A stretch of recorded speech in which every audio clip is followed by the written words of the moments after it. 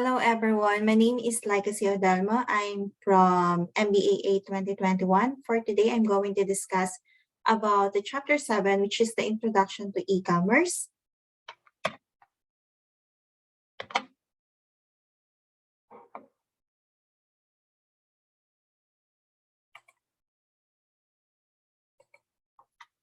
All right, so for our agenda for tonight, we have 7 subtopics. The first is definition history of e-commerce. Second is the common terms. And then third is the statistics and reports. And then why go online and levels of adaptation and how e-commerce works. And lastly, the e-trading rules. So now let's proceed to my first subtopic, which is the definition of e-commerce. E-commerce or electronic commerce is a process of buying, selling, transferring, or exchanging products, services, and or information via electronic networks and computers. E-commerce refers to the companies and individuals that buy and sell goods and services over the internet. E-commerce operates in different styles of market segment, can be conducted over computers, tablets, smartphones, and other smart devices. Nearly every imaginable product or services is available through e-commerce transaction, including books, music, tickets, and financial services. Or if you're fan of investing, the stock markets and cryptocurrency and etc. Okay.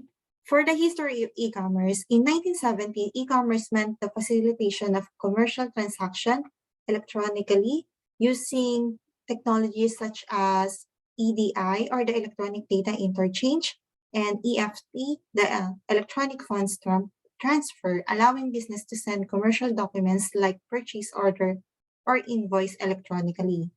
During the 1980s, there is the growth and acceptance of credit cards, the ATM, the automated teller machine, the telephone banking, the airline reservation system. And during the 1990s, the internet commercialized and uses block to participate in the form of .coms and internet startup, the innovative application ranging from online direct sales to e-learning experience. On the 2000, many European and American business companies offered their service through the World Wide Web or the WWW. Since then, people began to associate the word e-commerce. As we go to my next slide, the common terms, there are I'm going to tackle on this one is the 2 major categories and the other categories. First, the first 2 major categories is the B2C and the B2B. The B2C is the business to consumers. Online transactions are made between business and individual consumers. The best example of this is the Amazon.com and the eMay.com.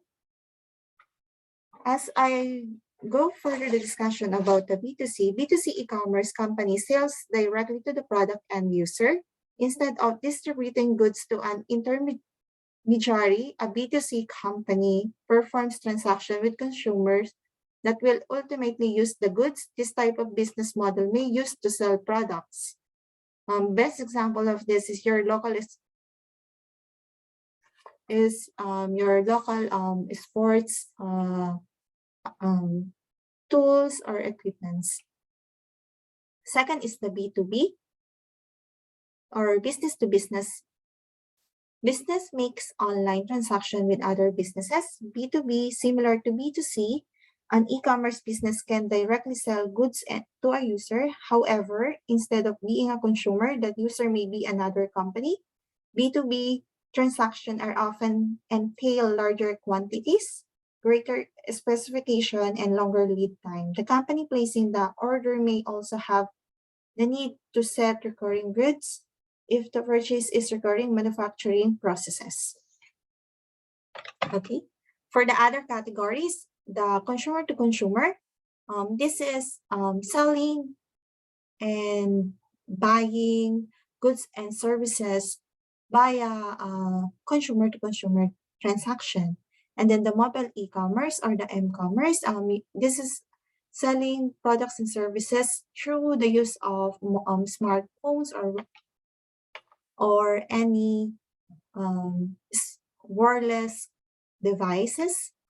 And then the e-learnings is commonly used in schools, and the e-government, as we all know, the government transition to go digital. That's why we have the online appointment. If you're going to PSA, BIR, or any government agency that they requires you to have an online appointment first in compliance. In compliance, since we're still here in the pandemics, that's why they are securing each one of us to become safe while going to their area.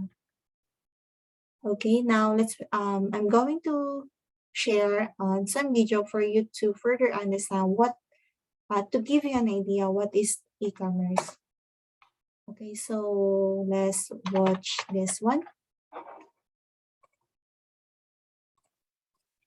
What is e-commerce?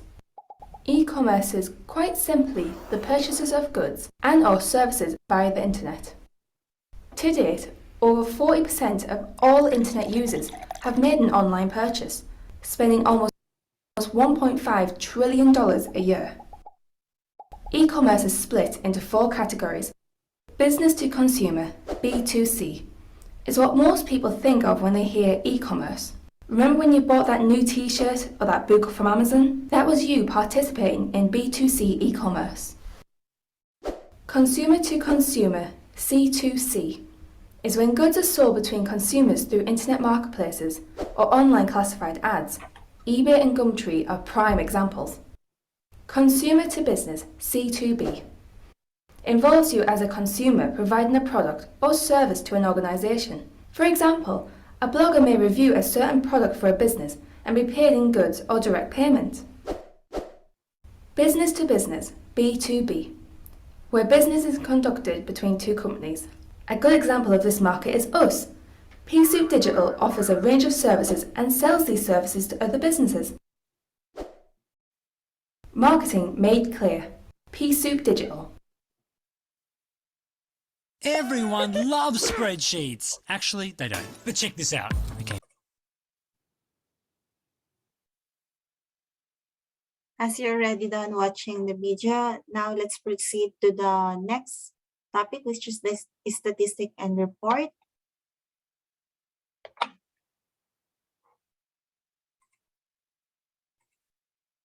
Okay, how many e-commerce sites are there in the world? As you can see on the chart, since 2019 up to date, we have a drastic change. Since most, especially during the pandemics, there created a lot of e-commerce websites that can be helpful to each one of us. Like for example, the Food Panda, the Grab, the Lazada or Shopee courier, so that we can still be safe inside our house, inside our home. So there are over 26 million e-commerce sites across the entire globe, with more and more being created every single day. According to our latest research, there are currently more than 26 million e-commerce sites worldwide. As we compare the year-of-year growth during 2019 to 2020, there is a 5.4%, and then year 2021 there is 204% increase of e-commerce website created per year, and then as of 2022 we have 39%. 2021 to 2022 we have 39% increase of e-commerce website. So why go online? Of course, benefits to the organization. First is the global reach. As long as you have internet, you can stay connected to the world and be updated to the latest news and what's happening to your surrounding. And then next is the cost reduction, and then supply chain improvements, and then extended hours, 24 hours, 24/7, 365 days, and then customization. The best example of this, if you like to buy shoes, the algorithm of the AI technology would always suggest like what is the latest trend or what is the popular shoes that's currently trend in the currently trending. And that's how AI works. And then improve customer relation. Of course, since we are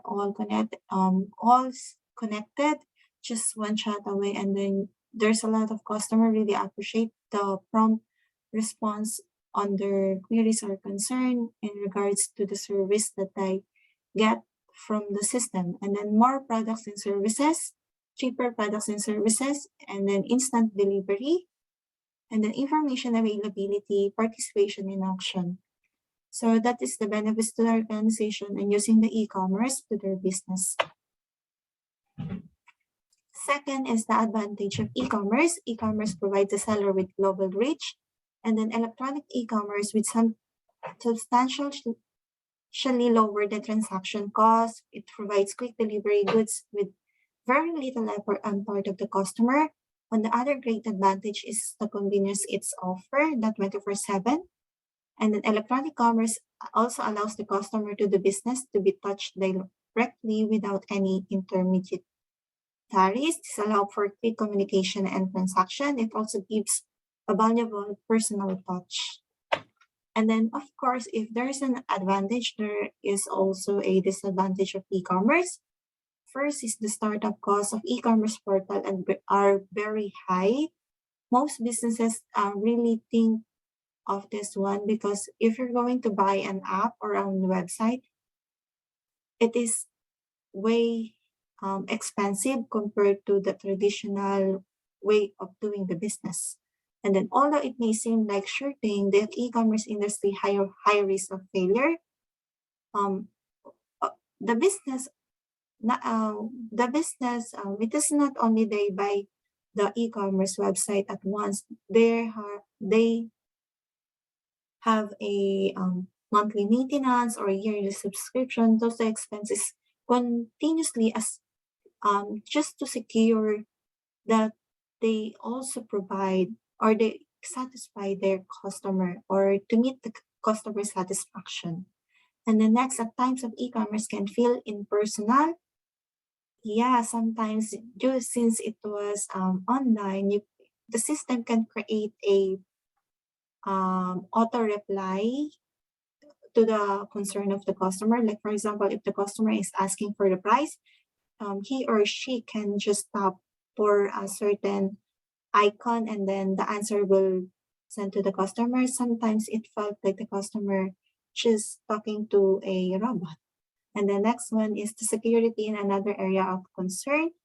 And then there is also fulfillment problems even after the order is placed. There can be a problems with shipping, delivery.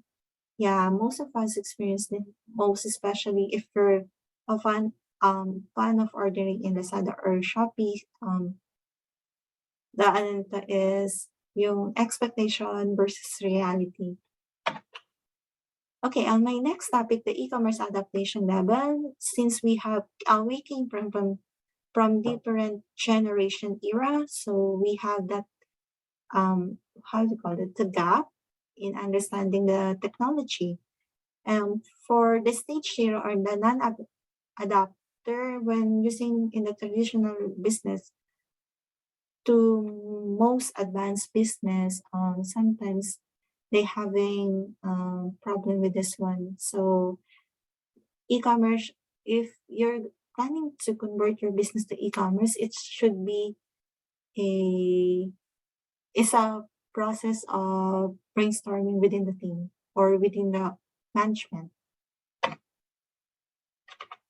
Next is how e-commerce works. So this is basically the cycle of how e-commerce works. It's just a basic diagram. First is you order placed by user, shopping cart or the ad cart, and then the mode of payment, which is the credit card or debit or any e-banking. Then next is order is complete, and then an email sent to the customer or merchant and sent to the warehouse for fulfillment. And then after on the warehouse, the shipping carrier or the logistic company will ship your shipment or parcel to you, and that's the end of the cycle. Another trade cycle, conducting a commercial transaction involves the following step. First is the pre-sale, search, finding a supplier, negotiate, agree in terms and trade, execution, order and delivery, settlement, invoice and payment, after sales, example as warranty and services. Okay, just to sum up my topic, the commerce negotiated,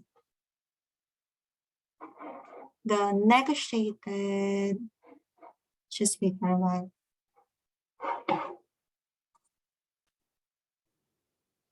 Okay, sorry for that. For the summary, the commerce is negotiated example of goods and services, electronic commerce, application of new technologies to conduct business more effectively. First wave of electronic commerce ended in 2000, and the second wave of e-commerce or the electronic commerce, new approach to integrating internet technologies into the business process.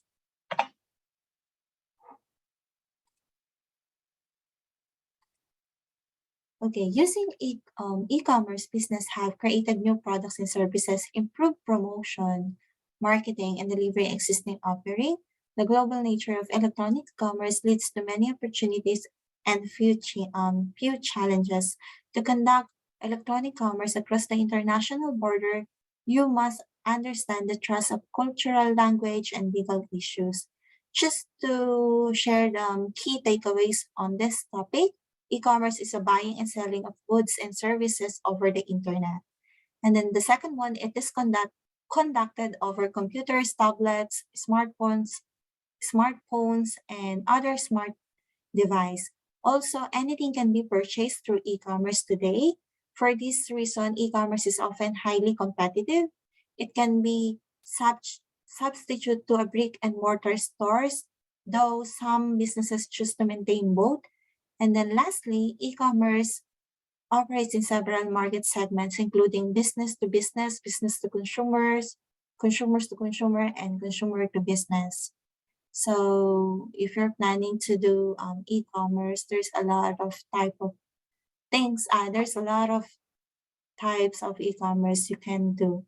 Just for the example of this is drop shipping or making your online store in Shopee or Lazada without the physical store. That's the good thing. And I also share you the link for further understanding on my topic. And that will be all. Thank you so much. I hope you learned something. Thank you.